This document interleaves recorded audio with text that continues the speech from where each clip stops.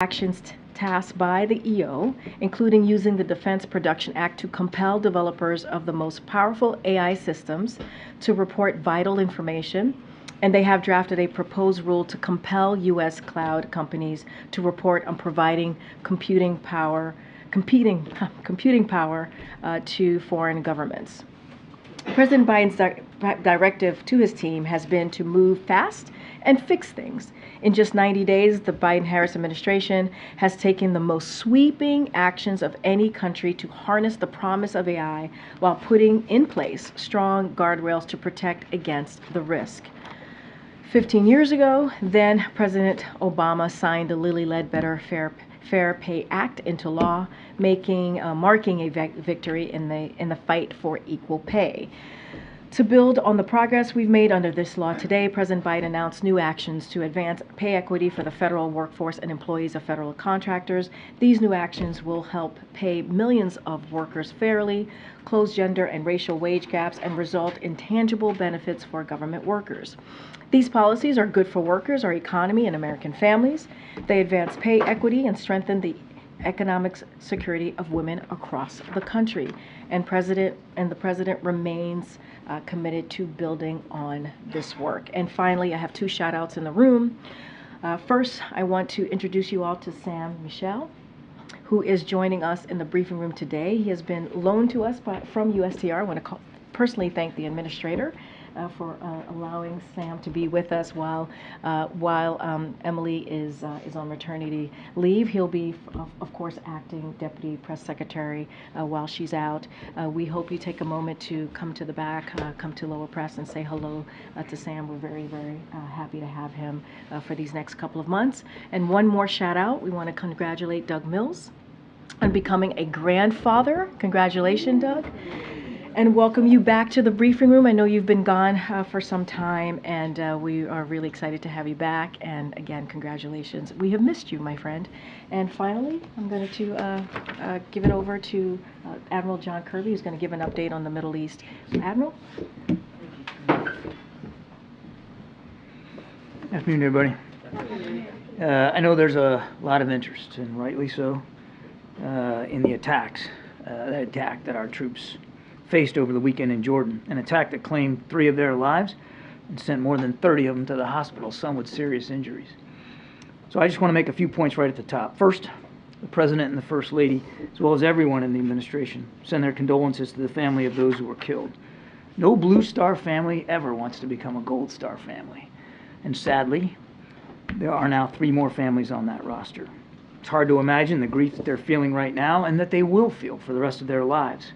We want them to know that we'll make sure that they get all the support that they need and that we mourn with them. We also wish a complete recovery for all those wounded in this attack.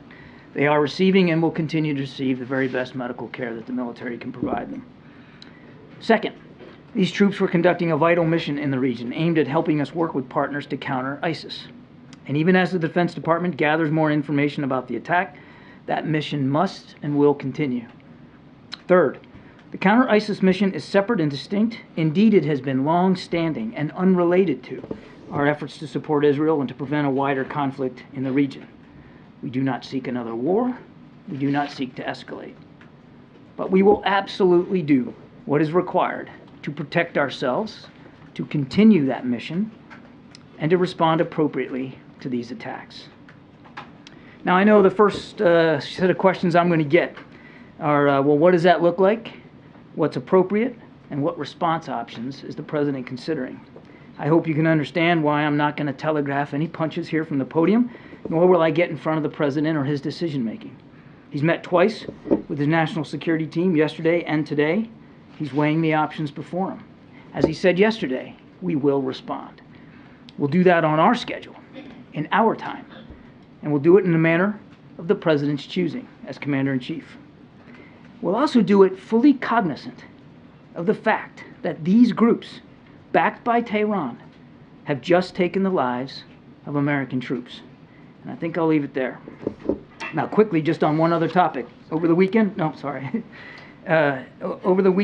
Security Advisor Jake Sullivan held more than 12 hours of meetings in Bangkok with his counterpart from the People's Republic of China, Director Wang Yi. Mr. Sullivan and Director Wang took stock of progress on key issues following the meeting between President Biden and President Xi back in November.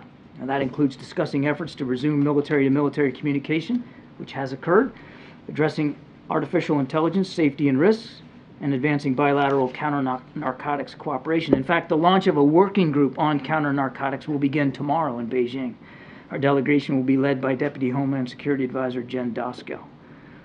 The two sides also held constructive discussions on global and regional issues, including those related to Russia's war against Ukraine, the Middle East, of course, the DPRK, the South China Sea, and Burma. And they also discussed cross-strait issues. And with that, I'll take some questions. Thanks, John. A couple of just basic fact pattern questions. Can you confirm that the initial reports suggest that the attack drone that killed the U.S. forces was misidentified for a U.S. drone that was returning to that base? I cannot. Can you update us on has the U.S. definitively confirmed attribution of the attack beyond just vaguely Iran-backed militias? Do you have a specific militia group that you know launched this attack? We're still working our way through that right now. You said that the president was still weighing his options. Does that imply that the president right now has not made a decision how he wants to respond? I won't get ahead of the president's decision making. As I said, he met twice with the national security team, including not very long ago. When we have something to speak to, we'll speak to it. And speaking to it, will we hear directly from the president? Will he speak to the American people about this attack and his response when it happens? Well, he mentioned it yesterday in South Carolina. I don't have anything on his schedule to speak to, but I have no doubt that he'll continue to communicate with the American people about how important it is that these missions continue and that our troops and our facilities are safe. And last one for me, has the president directed any change to force posture in the region to protect American troops there? We don't talk about force posture changes one way or another, and we certainly don't pre-announce them, particularly when it comes to areas on the ground that are potentially under threat. I can just tell you that the president's confident that the Defense Department under Secretary Austin will do what they got to do to look after force protection issues. John, do you expect the president would go to Dover for the dignified transfer when these Americans are returned to the United States? I don't have anything on his schedule to speak to. Given the fact that while there are Americans in harm's way frequently, it has been a while since we have had this kind of an incident resulting in deaths. Do you think that is a consideration of the public type of response? There are a range of responses the president could use. They go from, military strikes to sometimes it's cyber, sometimes it's things the public cannot see. Do you believe this event rises to a level where whatever the president's decision is would have a public, we would know when? You mean you're going to know? Well, again, without getting ahead of the president's decision making, I won't do that. And as I said in my opening statement, I'm not going to telegraph punches. We'll make these decisions on our own time. As I said, the president will choose for himself how he wants to respond. And as I said in the opening statement, we'll do it fully cognizant of the fact that now, and what just happened, American lives have been taken. And so his decisions, whatever they are, will be informed by all those circumstances. What that looks like and when that comes, I'm just not able to say right now. Thanks, Admiral. Was this strike in Jordan fundamentally different than what American forces have been facing for months now? In other words, does the U.S. believe this was a deliberate attempt at escalation? It's fundamentally different now because we have 3 families who just got the worst possible news. That's different. And the scope of the wounded, now more than 30 injured, some of them seriously, that's also different. And it's possible that the number of wounded could go up. As you may know, traumatic brain injury symptoms, for instance, don't present themselves right away, and that is a very serious physical injury itself. But this wasn't the first drone attack on an American facility in the region. There have been others. And the fact that this one had lethal consequences doesn't mean that the previous ones weren't intended by these Iran-backed militias to have that same effect. This time they killed Americans and they wounded a lot of them. It doesn't mean that they wouldn't have preferred that outcome in the past. An official has told ABC News, confirming the report about how the troops there had mistakenly identified the drone as one of their own. Can you talk about how this might have gotten past the defense systems at Tower I think I'm going to let the Defense Department talk about the forensics on this. I'm sure that they are already picking it apart and trying to figure out how this happened, and it'd be inappropriate for me to get ahead of that. And in your interviews all morning, you didn't rule out a strike inside Iran. Can you just talk a little bit about the array of options in front of the president? And, for instance, could this be in phases? Could we see a smaller scale one, then a larger scale one later? Like what's the array of options? No, I'm not going to do that. I appreciate the question. That's why I tried to take it out of the consideration in my opening statement. I'm simply not going to talk about that right now. Do you think this could complicate the ongoing ceasefire negotiations to release more hostages? There's no reason that whatever our response is, there's no reason for that to have an impact on our ability to try to get these hostages released. And as I said last week, so I can say today, those discussions are ongoing. We believe they have been constructive and are moving in a good direction. Don't want to sound sanguine here. There's a lot of work left to be done. We don't have an imminent deal to speak to, but based on the discussions we've had over the weekend and in recent days, we feel it's moving in a good direction. Thanks, Karine. John, how does the president balance a desire to not see escalation in the region with a decision to respond? That's the hard part of it, isn't it, Jeff? I mean, that's what being commander-in-chief is all about, is acting in accordance with our national security interests. What's unacceptable to those interests and what has to be done to protect those interests. There's no easy answer here. And that's why the president is meeting with his national security team, weighing the options before him. He'll do that as he's done in the past in a very careful, deliberate way, so that our national security interests are best preserved. And has the president, has the administration communicated via a third party to Iran the message that you're saying on TV about not wanting to have escalation? I am not aware, as you and I are speaking, that there's been a private message relayed to leaders in Iran. We have done that in the past, but as you and I are speaking right now, I'm not aware of such a mechanism. And just on the hostages, can you give us an update on the latest there and what you expect in terms of a ceasefire? Well, again, the discussions have been pretty constructive. What we're and I want to be careful here because don't want to say anything that would torpedo the deal we're trying to put in place. But what we're trying to work on is another humanitarian pause of sufficient duration that will allow a large number of hostages to get released. And as you've seen in the past, when we did this back in November, you got to have a pause in the fighting to get them safely out. So that's what we're aiming at. And then, of course, if you get that period of time, whatever that ends up being, then you can take advantage of it to get more humanitarian assistance. And certainly, when there's a pause in the fighting, that means there'll be a reduction in civilian casualties, which is also a goal of ours. Admiral, can you confirm, is the president currently actively considering potential attacks inside Iran? We are not looking for a war with Iran. We are not seeking a conflict with the regime in a military way. And as I said in the opening, we're not looking to escalate here. This attack over the weekend was escalatory. Make no mistake about it. And it requires a response. Make no mistake about that. I will not get ahead of the president's decision making. So you're not saying either way whether striking inside Iran is or isn't? We are not looking for a war with Iran, MJ. I am not going to speak to the president's decisions. And the administration's assessment for a number of months now has been that Iran does not want a direct war with the U.S. either. Does yesterday change that assessment? I'm not at liberty to discuss or to speculate about what the Supreme Leader wants or doesn't want. Clearly, these attacks continue, and now they've had lethal consequences. We know these groups are supported by Iran. Make no mistake about that. We know that. And this administration has taken action in the past to hold them accountable, and we've taken action over the last 3 years to hold Iran accountable for a range of destabilizing activities. Issued more than 500 sanctions, or 500 entities sanctioned, just since we came into office, as well as changing our force posture in the Middle East appropriately. So we'll just, we'll continue to look at the options available to us. Is it clear to you now whether the attack yesterday was at Iran's direct urging, or if this was more a proxy group that was mostly acting on its own? I'm not going to talk about intelligence issues. We know that Iran supports these groups. The degree to which they order and direct is something that intelligence analysts will look at. We know they support them. We know they resource them. We know they train them.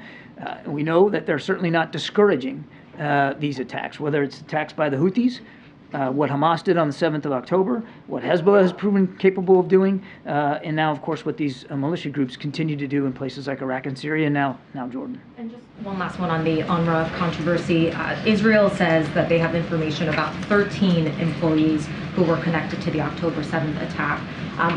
Do you have any reason to believe that that might have been more widespread, that there could be information that later indicates that it was beyond those 13 people? I haven't seen any information that affirmatively makes that case, that it's more than now 13. I think last week we were looking at a dozen. That's why an investigation is so dang important here, so that we can look at the scope of the problem set. But you got 13,000 UNRWA employees, the UN Relief and Works Agency. You got 13,000 of them in Gaza alone. And as I said last week, let's not impugn the good work of a whole agency because of the potential bad actions here by a small number. I am not dismissing the seriousness of the allegations against those employees, and whether there's going to be more that'll be found. Hopefully, the investigation will give us more insight. It is important, and look, the UNRWA staff, Commissioner General, and the UN Secretary General Guterres last week made it clear they're taking this seriously. That's our expectation too. It's really important that this investigation be as thorough and as transparent and as credible as possible, and we're going to be watching real closely. John, can I push you a little bit more on the hostages and the linkage between the potential linkage between the hostages and whatever action you guys decide to take? One of the things you guys have talked about since October 7th is how intertwined the region is, whether it's Lebanon and Hezbollah or Hamas or Iran or the Houthis, and the difficulty with not wanting to set fire and a spark in one place that then goes all around the region. So what gives you any confidence that if you guys are close to a deal on the hostages and then the president orders a strike, that deal doesn't fall apart as a result of outrage and anger in the region at the actions of the United States? And how does the president make that calculation, given 6 Americans still in Gaza and the other hostages and everything else? I didn't say we were confident, though, Mike. We're mindful of the way some actors in the region are trying to make connections across the region. What I said was, there's no reason why our work on a hostage deal needs to be affected or impacted by what happened over the weekend or what we do about what happened over the weekend, and we will respond. We still want to keep the work going, our shoulder to the wheel on this hostage deal, and we'll just have to see where it goes. I also want to repeat what I said earlier. We're not overly sanguine here. We're not cocky.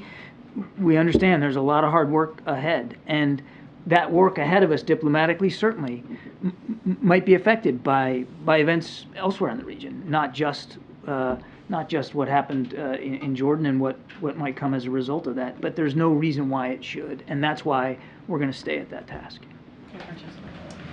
Over here. Thanks, Kirby.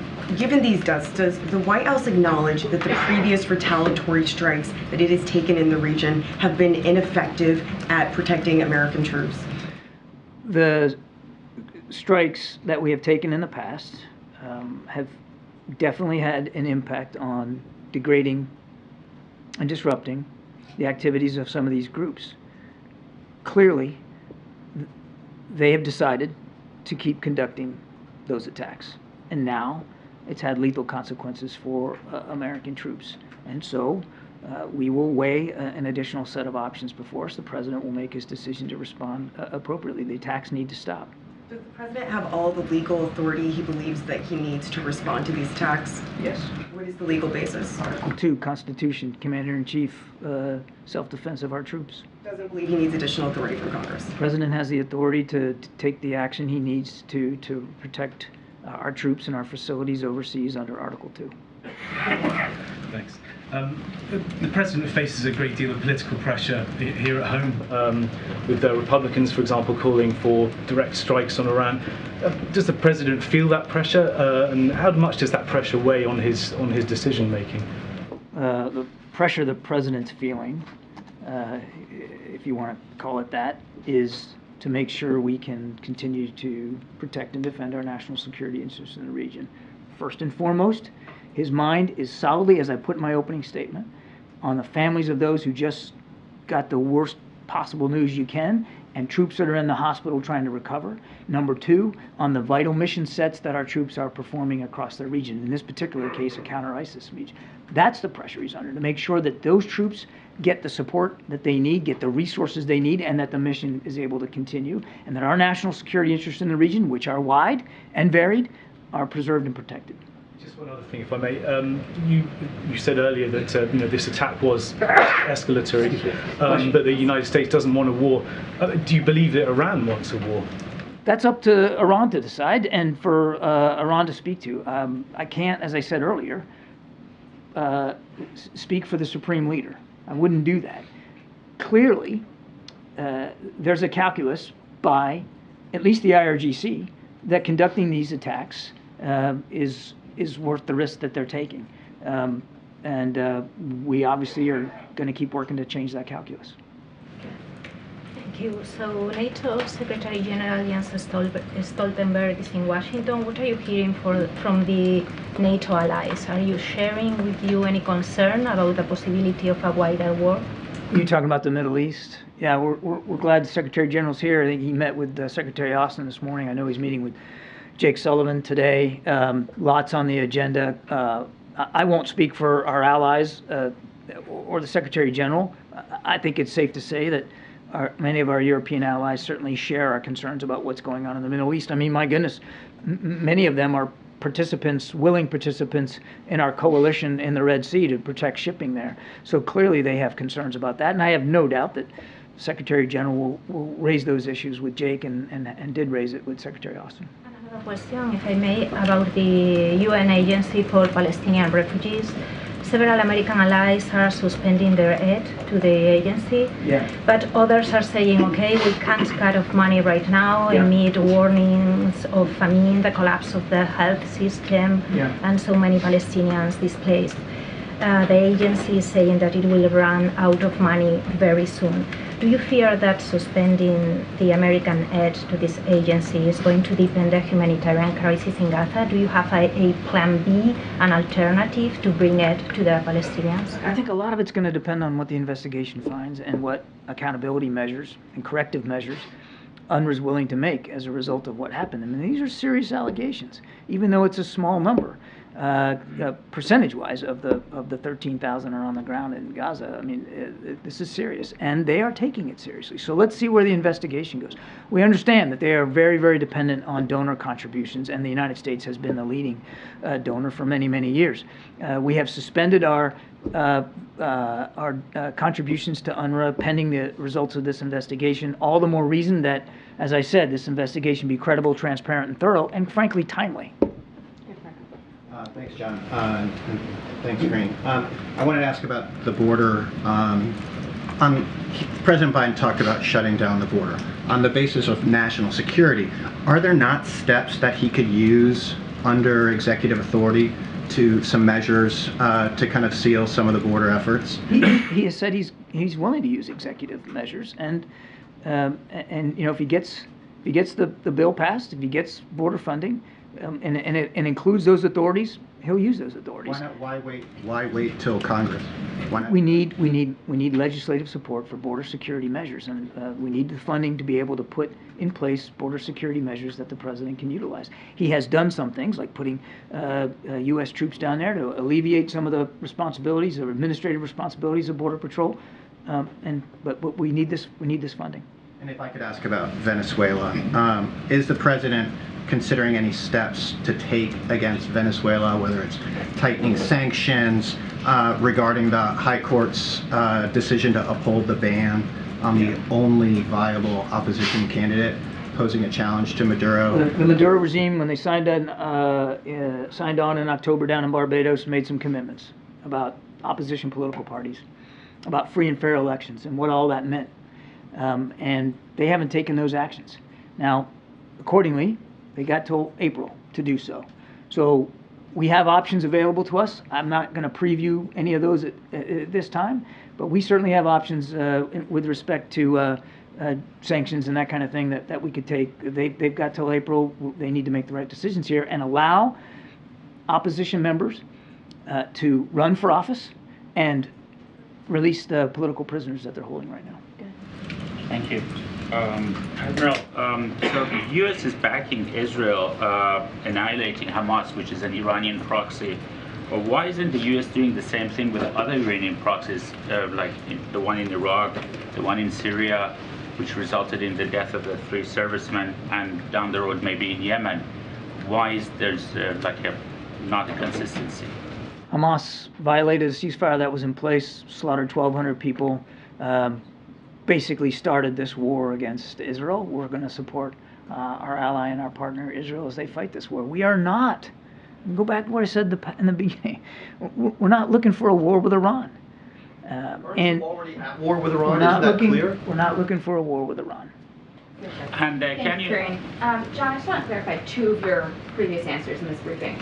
Are you suggesting, in response to the border question, that the president is withholding executive action on the border until he gets the money that is part of this supplemental? No, I'm not suggesting that. I'm suggesting that the way forward, the proper way forward, is to get this supplemental passed. And then, in response to MJ's question earlier, it sounded like the administration has ruled out strikes within Iran. Jackie, I appreciate the question. I think you can understand. I hope you can understand. I'm not going to telegraph punches here. We are not looking for a war with Iran. We are not looking to escalate the tensions any more than they already have been escalating. In fact, everything we've done has been designed to try to de-escalate those tensions. That said, this was a very serious attack. It had lethal consequences. We will respond, and we'll respond appropriately. I'm not going to telegraph what that's going to look like. The question, though, was if you were actively considering targets inside Iran, and your answer was, we don't see conflict with Iran, which indicates that the administration would view strikes within Iran as escalatory. And so is it that the administration ultimately does not hold Iran responsible for these attacks, or that the current level of risk and loss to U.S. troops is somehow acceptable? I do appreciate the question and the chance to say it again. I am not going to telegraph punches for the President of the United States. I'm not going to get ahead of his decision space and how he's going to respond. We'll respond appropriately. And you're right. This attack had lethal consequences, which these attacks in the past have not had. And as I said in my opening statement, as we work through what those options are, we'll be mindful and informed by the fact that there are now 3 American soldiers that have been killed. So it's clear, obviously, that didn't work. Does the president have any regret over not punching back harder in any of the prior responses that he's taken to these proxy attacks on U.S. forces? I think I would push back on the idea that we didn't push back harder. That we have taken significant action against Iran economically. We have certainly taken some additional and more aggressive steps to go after these groups. We're certainly taking aggressive action against the Houthis to try to defend shipping in the Red Sea. I mean, this idea that somehow we've just whistled past the graveyard here and walked away from the challenge that Iran poses just isn't borne out by the facts. These proxy groups have been attacking our troops and our facilities in Iraq and Syria well before this administration as well. And we, though, like for instance, Mike Waltz said this morning that when you're trying to play defense constantly rather than punching back in a meaningful way, this blood is on this administration's hands. What is the response from the White House to an accusation like that? what I would tell you and I would tell the congressman is we're mindful of what Iran's doing in the region, and we have taken aggressive action against these proxy groups and on their influence in the region, and there are decisions yet to come. So let the president make his decisions, let him weigh these options, and then we'll act. These groups have choices to make, and we're going to do everything we can to make sure that they make the right choice here. But the idea that we have somehow laid down and not pushed back on Iran is simply not borne out by the facts. John, in Israel over the weekend, some ministers from the Netanyahu government attended a conference that is calling for Israel's resettlement of Gaza. Did the administration notice that? Did you have any view on that? Some of this rhetoric and the language that was attributed to some of these ministers at this event, irresponsible, reckless, incendiary, I'd go so far as to say, and certainly doesn't comport with our strong policy statement. What we have made clear that there can be no reduction in Gazan territory. What does it say, though, about the persuasive efforts you've made to try to prevent Israel from pursuing these settlements? Look, I wouldn't, you got a couple of ministers in the cabinet using this reckless behavior or conducting this reckless behavior and making these incendiary comments. That doesn't mean that we still don't have an open line of communication with Prime Minister Netanyahu and his cabinet, the war cabinet, and that they haven't been receptive to listening to us and to our messages. These are individual cabinet members. They can speak for themselves and what they said and what they did. It doesn't comport with our view, and we find it reckless. In the back. Thank you. Oh, sorry. You said that the president, in his response, has authorization under Article 2. Does that mean that he's planning to bypass Congress in any matter of war in terms of this response? I'm not going to get ahead of his decision making. He has the authority under Article 2 as Commander-in-Chief, and as we have in the past, so we will in the future appropriately inform leaders in Congress about what we're doing in keeping with that authority. Okay, so I just want to follow up because the president was sent a letter on Friday from a bipartisan group of lawmakers, and he had been accused of unauthorized strikes against the Houthis by bypassing Congress. They said no president, regardless of political party, has the constitutional authority to bypass Congress on matters of war. Do you think that that would apply here, given this escalation? We're not at war with the Houthis. We're not looking for a war with Iran. The president is comfortable that he has the appropriate legal authorities to act in self-defense of our ships, our sailors, and our troops and our facilities at sea or ashore. Right. Isn't it time to involve the American people? I mean, given the fact that the American people were not happy about, I suspect the American people are not happy about attacks on commercial shipping in the Red Sea. I also suspect they're not happy about seeing American troops killed at a base in Jordan. The president has the authority to defend those troops and those facilities, and he'll do that. He's weighing all of his options.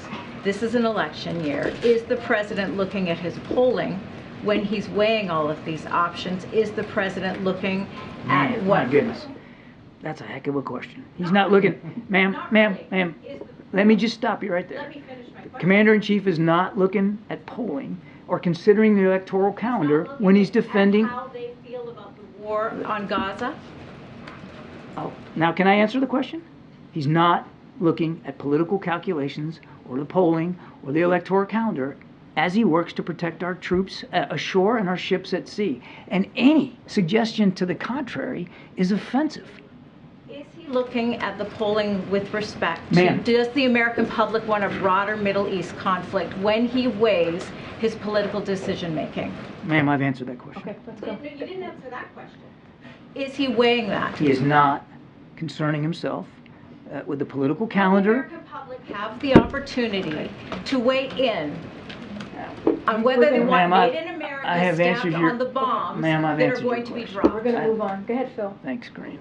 You touched on this briefly in response, I think, to Jackie's question, but what is the president's response to Republican critics who are of the mind that this attack was the result of perceived weakness. For instance, the chairman of the House Armed Services Committee said that President Biden's fear of escalation has morphed into a doctrine of appeasement. They can speak for themselves. That's obviously not the way we see this. We have held Iran accountable, as I've said, through various means and methods. We will continue to do that. We'll continue to act to defend our troops and our facilities and the missions and our national security interests.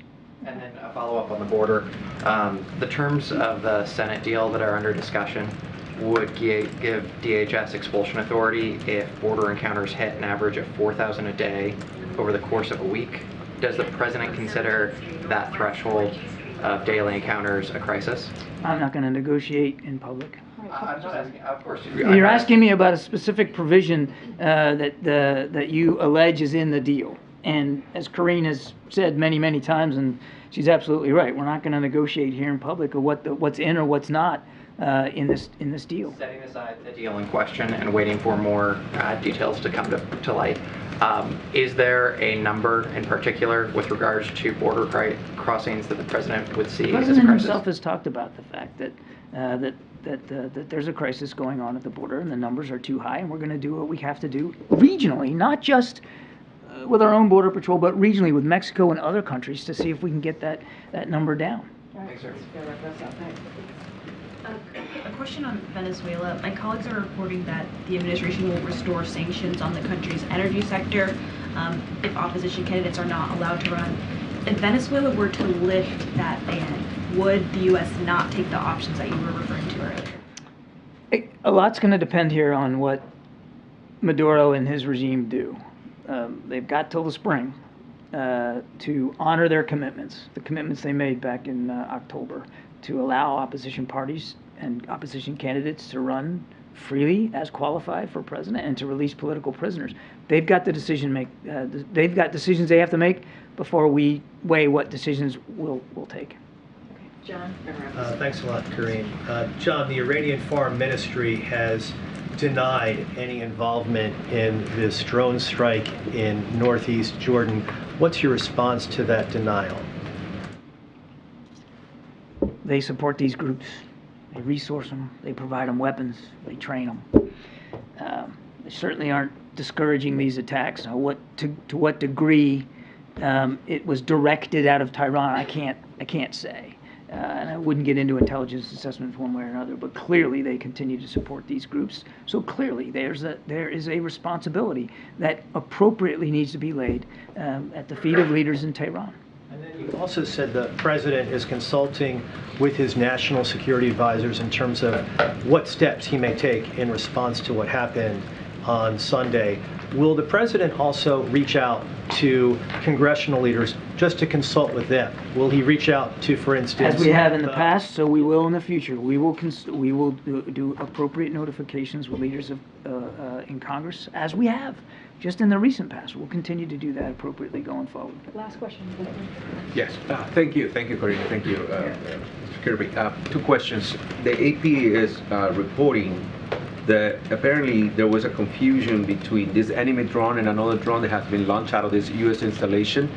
And I guess two officials have stated that this was a confusion, and apparently the enemy drone was confused with an American drone that was returning back to that U.S. installation. Do you guys have any information about that? That was, I think, one of the first questions I got here in the briefing. And as I said then, I can't corroborate those accounts by U.S. officials. The Department of Defense is, as you would expect them to do, going through all the forensics here to figure out exactly what happened and how to make sure it doesn't happen again, and I certainly would not get ahead of them on that.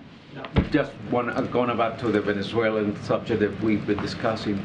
As you know, Maria Corina Machado is a leading opposition candidate there. She's been banned for running for office for 15 years by the Venezuelan Supreme Court. Does that put things in perspective? Because there's some reporting that the U.S. is expected to renew the sanctions against the Venezuelan oil. Again, we now dealt with it a few times here. I don't have any additional context to relay to you. Mr. Maduro and his regime have decisions they have to make. We want to see them meet the commitments they made back in October to allow opposition parties and candidates to run appropriately and to release political prisoners. We have decisions to make as well. If they don't do that, they've got till April. We'll see what they do. Thank you. Appreciate it. Thank you. Thank you, John. Thank you. Okay. Zeke? Thanks, Karine. Has the president called already, or does he plan to speak with the families of the fallen service members? Don't have any calls to read out. Obviously, and as Kirby started off this briefing, obviously the President and First Lady sent out their deepest condolences and heartfelt thoughts to the families, to their friends, and also the units, their unit as well. And this is a sad day.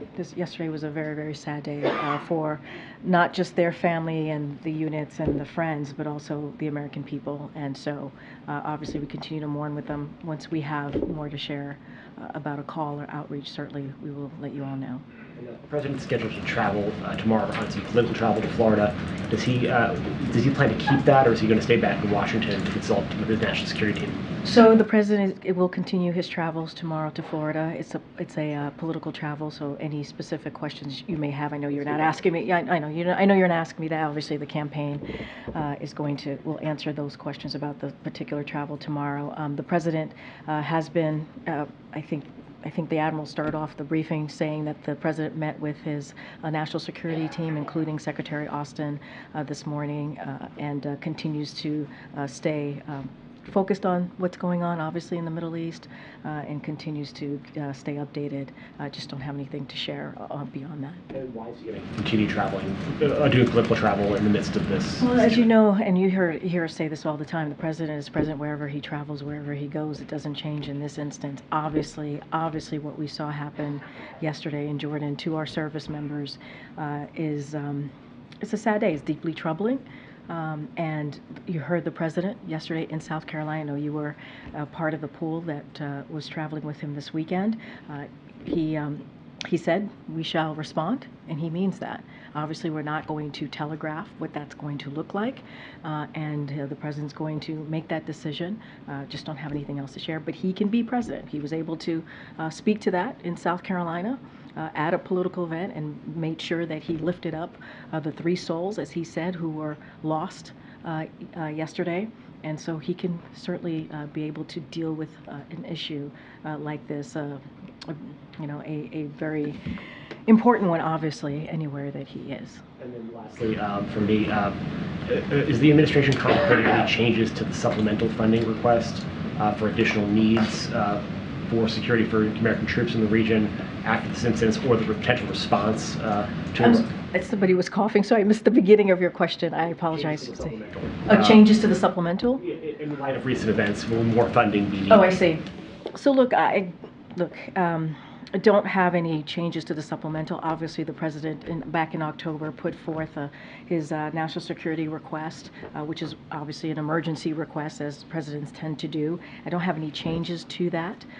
And there's conversations, as you know, you hear say this very often, negotiations happening in the Senate with Republicans and Democrats on the border security piece, which is also part of the supplemental.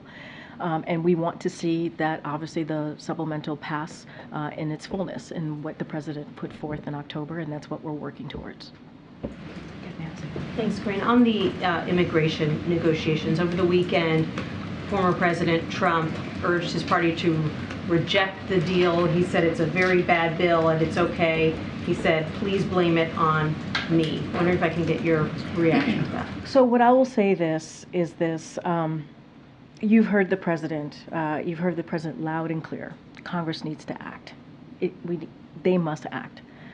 Speaker Johnson and House Republicans should provide the administration with the policy changes and also the funding needed to deal with the border security and also immigration more broadly, as we're talking about an immigration system that has been broken for some time.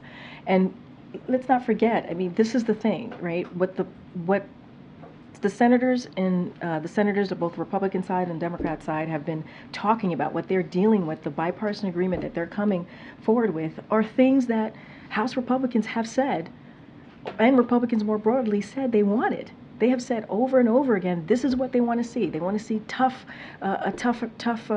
changes, right? They want to see something that's actually going to be instrumental in being able to deal with what we're seeing at the border. This is what is being worked on.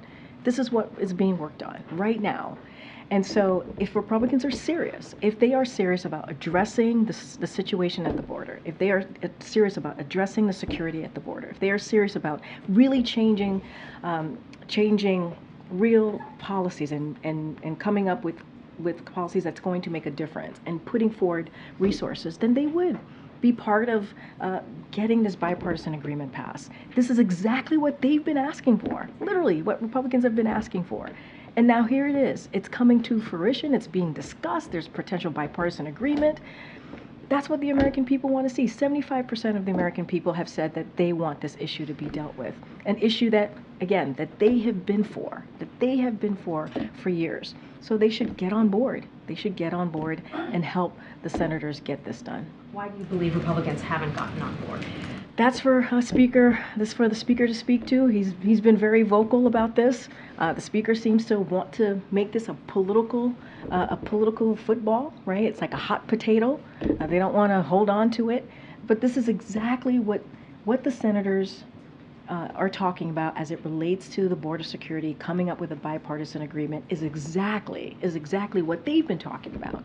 Coming together with a tough, fair, bipartisan agreement that deals with the issue, policy changes, funding, and resources, right, that is needed so that we can deal with what's happening at the border and also really deal with the immigration system more broadly. If the deal does fall apart, are there elements of it that the White House could tackle on its own without Congress? So look, I don't want to get into hypotheticals. There's a deal happening. If I answer that, right, then it's getting in the way of the negotiations. I don't want to do that. I want them to have the free space to be able to have honest, good faith conversations as they've been doing for the past 2 months, and we appreciate what's happening in the Senate. We want to let that process go. We think it's moving in the right direction. Obviously, the president supports what's happening. Our team has been working with them for the last 2 months. It is important discussion, and we believe, again, we can get this done, and we appreciate Republicans and Democrats in the Senate working for the past 2 months through the holiday as well to really try and work out a bipartisan agreement. Thanks, Karine. The president said the border deal that's being negotiated in the Senate would give him the power to close the border. Speaker Johnson, however, is saying the president already has the authority to do that without congressional action on this. What's your response to that? So I'll say this. Speaker Johnson has been very clear as well when he was pushing H.R. 2, even during the Trump administration, that presidents need actual authority, right? They need authority, enforcement authorities, and they have said this. The Speaker, when he was then Congressman Johnson, said this: a president needs authority to actually deal with the border and actually deal with the security at the border. And so I don't know what's changed. I don't know why all of a sudden he believes that the president doesn't already has the authority when he says that the president needs authority. This is something the Trump administration said. This is something that they agreed when the Trump administration said. And so what is being discussed right now in the Senate is a new enforcement tools that do not currently exist. They do not currently exist. And so that's what the president is speaking to, and he says the moment that he has those new enforcement tools, that he will act. The day that he signs it, he will act. This deal is angering immigration advocates. What's being negotiated does not include anything to address the root problems of migration, and it has nothing included to provide a pathway to citizenship for dreamers, which is something that President Biden called for legislation he proposed on his first day. So why is the president okay with this? So we don't even have the text yet to what's being, what the bipartisan agreement is going to be, right? So I don't want to get ahead of that. I'm not going to dive into what's in it, what's not in it. Let's see what the senators put forward in the text. I think that's important to see. And once it's out there, folks will take a look. We believe it's going to be tough but fair. And it's going to provide new enforcement tools, obviously, that's going to be important. Policy changes, it's going to be important, but also resources. That's what we believe. But we're not going to get into what's in it, what's not in it. Let's let the senators continue to do their negotiations and put forward the text. But we're already seeing immigration advocates slam what's being proposed as callous, as unworkable. So how does the president respond to the message from some people that he's going back on his campaign promise? I understand. What I'm saying to you is that let's see what the Senate bipartisan agreement is. Let's let them put out the text, and then we can have that discussion on whatever it is that they want to look through and discuss. But right now, we believe this is the best way forward. A bipartisan agreement is the way forward in dealing with this immigration system. A bipartisan agreement is what we need to deal with what's the challenges that we're seeing at the border. That's what we want to see, and that's what the Senate is working towards. Go ahead, Michael. Back in the winter of 2018 and the spring of 2019, President Trump vowed to shut down the border with Mexico using almost the identical language that the president used on Friday. Many, if not most, if not practically all Democrats called that xenophobic and even racist. Why shouldn't people make the same conclusion about this president's threat to shut down the entire border with Mexico? So we believe the new enforcement tools that currently don't exist, that will be, we believe that will be part of this bipartisan agreement, will be fair. We believe it'll be tough, but it will be fair. But he didn't say he wanted to use, excuse me, sorry Yeah, to interrupt. no, He didn't say, on day one, I will use enhanced enforcement to improve the processing of people at the border. He said, I will shut the border down, which suggests a total rejection of all people attempting to cross the border without a visa or without proper authorization, which stands in contravention to decades of international and U.S. law that governs the movement of people around the globe and the refugees and asylum system. Yeah, no, So why isn't that the same thing that Trump did? No, I understand your question. What I'm saying to you, the new enforcement tools, right, that we believe that do not currently exist, that will be part of this bipartisan agreement. There are different definitions, right, of what that looks like, of what actually shutting down the border looks like, right? So we're going to let them work through it. We don't know what that looks like exactly, right? What we are asking for, what the president wants to see, is that we deal with the challenges at the border, right? That we have an opportunity to deal with what's going on, the security, and make sure that we have the funding and the resources to deal with what we're seeing at the border. There are different definitions to what that looks like. And so we'll see what the text comes out of the Senate. And so we will certainly have a broader conversation once that happens. But we believe it's going to be fair. It'll be tough. It'll be fair. They'll have the resources available to deal with what's going on at the border, and also there'll be some policy changes as well. But to say that, to define what that looks like right now, it's getting ahead of the process, and we need to let Republicans, both Democrats, there are Democrats up there obviously talking to Republicans, they're both having those conversations on what it will look like, a bipartisan agreement, and that's what you need. In order to really deal with this issue, you gotta do it in a bipartisan way. Just to follow up, you've said a couple of times, as you did just now, that we should wait. You don't want to get ahead of the process. I think your answer to the previous question was that we don't know what's in it. Yet the president and the White House have explicitly said it should pass. And so how is it that on the one hand, the president has said, pass this thing and send it to me, but then when asked about it, you say, well, I don't want to get ahead of it, we don't know what's in it. How because can you say you want to pass it when you don't know what's in it? Here's the thing, both things could be true, and I'll explain why. The White House team has been part of, right, the negotiations, right? And the president has been getting regular updates, right? So obviously, no. What I'm saying is negotiations are still happening. They're literally still happening. They're still discussing this. If I tell you this is happening today, who knows what could happen the next day? And also, I don't want to get ahead of the conversations, right? I don't want to get in the middle of negotiations. And that is true. But the White House team has been really talking to and part of this discussion for the past 2 months. So the president has been getting updates, but at the same time, negotiations are still happening. And that's just the reality that we're in. And talking about that from the podium, that will have an effect on negotiations. And you know that, Michael. It would have an effect on negotiations. Except the president didn't exhibit that kind of caution over the last few days, right?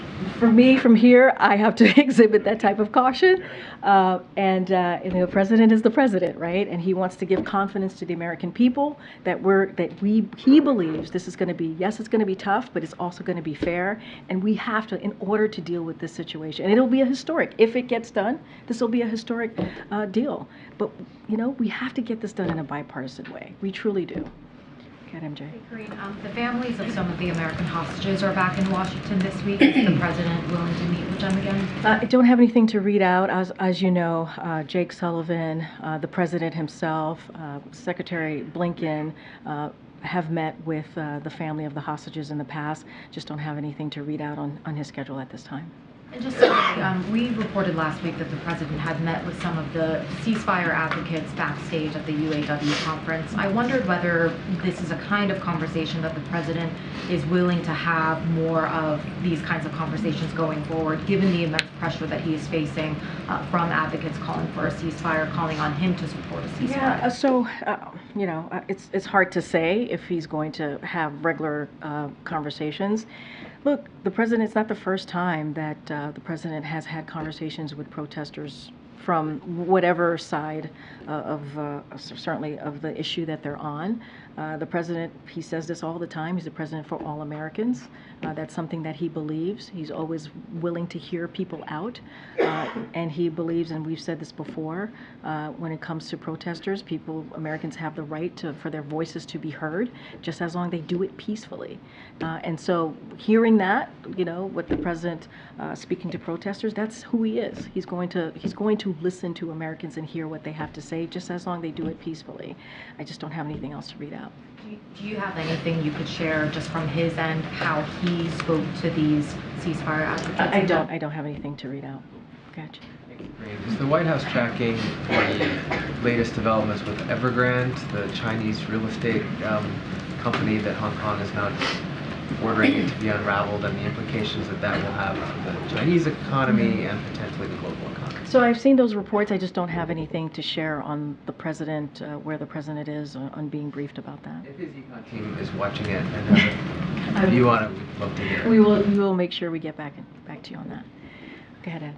Thanks, Karine. So the Department of Energy has finalized a rule for energy savings standards on appliances like refrigerators, washing machines, wine beverage chillers, freezers, clothes dryers, dishwashers, electric gas, and stovetops. So is our kitchen one of the root causes that's killing the environment? So let me just start from the top here, because I do have a couple of things to say. As you just stated, the Department of Energy today, they finalized a congressionally mandated energy efficiency standard for residential cooking, as you just laid out, the different products. And what it will do, it's going to reduce household utility costs while improving appliance reliability and performance, which is really important. The standards, these standards, which reflect a joint recommendation from a wide range of stakeholders, including the Association of Home Appliance Manufacturers and Consumer Federation of America. They are projected to save Americans approximately $1.6 billion on their utility bills over 30 years. And so this administration is always committed to using every tool at our disposal to lower costs. This is certainly an option here, right? Something that we've taken, action that we've done, and is going to be obviously for American families across the country. Altogether, the energy efficiency standards advanced by this administration will provide nearly $1 trillion in consumer savings. But the standards, the effects of the standards outweigh the cost of the regulations to the companies that have to build these things with workers and. Do the effects to the environment? Do the effects to the environment outweigh the added costs of the regulations for new manufacturing plants to be built, changing standards, redesigning equipment, that kind of thing? So look, we're talking about making sure that these products are efficient, right? Making sure that they're working in a way that's not just that obviously still have the performance that they need, obviously protecting the environment. But I think one other big benefit, as I just laid out, is making sure that we're saving Americans money. I think that's important. That's important that we're able to do that. $1.6 billion over 30 years. That's what Americans want to see. And let's not forget, this is a congressionally mandated energy efficiency. So this is something that Congress went through. This is something that they evaluated, and that's how it got put forward to the Department of Energy. So this has had a lot of eyes on it, right? This has had a lot of research to make sure that this was the right thing to do for the American family, the American people, and I think that's what should matter. One more, if I might, on Iran, actually. At what point does the president then cut off the money to Iran by stopping or reducing their benefit from oil sales? I just don't have anything to share on that particular thing. As the president said himself yesterday, after he acknowledged the 3 souls that were taken from us, our service members, who bravely protect our national security and obviously us as a country. You know, he said that we shall respond. So I'm just going to not get ahead of that. Okay, go ahead, Brian. Thanks a lot, Karine. On the border, when the president said that he would shut down the border, does that mean that the president would temporarily sign off on shutting down border crossings at ports of entry? I'm not going to get into specifics and details. The president is very clear. He wants to make sure that we deal with the border security, that we deal with the challenges at the border. And he has said if these new authorities, right, these new enforcement authorities were made into law, obviously he would use it. They're working through the text, right? The Senate is working through the text on what that looks like, how that is defined. So not going to get into specifics from here. Give us a little bit more about what the president meant when he said he would shut down the border. Well, I mean, it's very clear. He'd stop people from being able to cross back and forth for, what for he jobs, wants to for do employment, is, for trade. No, I hear you. What he wants to do is make sure that we deal with the challenges at the border. That is what he wants to make sure that we do. He wants the new authorities, the new enforcement tools that is being discussed, that he believes, if it's put into law, will help him deal with the issues at the border. And not just that, we're talking about immigration policy, actually doing meaningful changes to immigration policy so that we can deal with a broken system, a broken immigration system that has been broken for some decades now. And so we'll have some, I'm sure once they come to and have a bipartisan agreement, the text will be released, and then we'll have more to share there. I think I have to go. I have to go. Is what you're saying, right? Well, Shut down the border means shut down the border? I'll say this. The first day of his administration, the president took this issue very seriously. He put forth a comprehensive piece of legislation to deal with what's happening with the immigration. You don't get to decide, but you don't get to decide what I say and what I don't say. Either you hear me out, or we can, I'll see you on Wednesday. Totally up to you. Totally up to you. I just want to know if he means All right. what he says. Okay. He means what he says. Not going to go into details here. Here's the reality. The immigration system is broken. It's been broken for decades, even in the last administration. The president introduced this piece of legislation 3 years ago. House Republicans got in the way. They refused to do anything about it. Now he's in this position to have a potentially bipartisan agreement that the Senate has been working on with Republicans and Democrats on a real solution to move forward. 75% of the American people, majority of the American people, want us to work on this issue. And they've been very clear. The 2022 midterm elections, what did they say? They want to see Congress doing things in a bipartisan way to really address the issues that matter to them. Here's this president actually working with Republicans and Democrats to deal with this issue.